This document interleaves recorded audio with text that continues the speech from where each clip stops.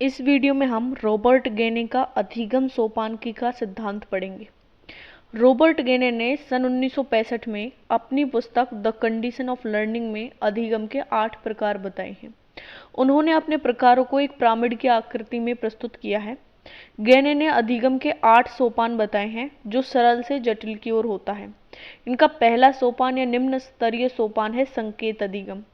8वां सोपान या उच्च स्तरीय सोपान है समस्या समाधान। गेने के अधिगम के 8 सोपान इस प्रकार हैं। सबसे पहला है सांकेतिक अधिगम।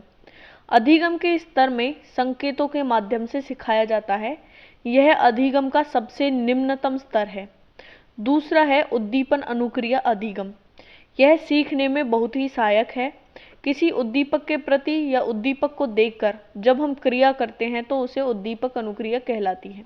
जैसे बालक जब गृह कार्य नहीं करता है तो हम उसे कोई चीज या टॉफी दिखाकर उससे गृह कार्य करवा लेते हैं।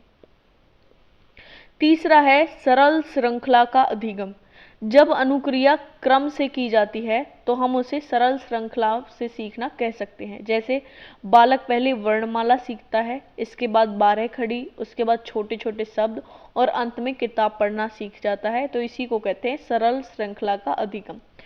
श्रृंखला अधिगम का सिद्धांत B.F. स्किनर ने दिया है। शाब्दिक सहचर्य अधिगम। शाब्दिक सहचर्य अधिगम के अंतर्गत शब्दों की अभिव्यक्ति की जाती है। पांचवा है विभेदीकरण अधिगम।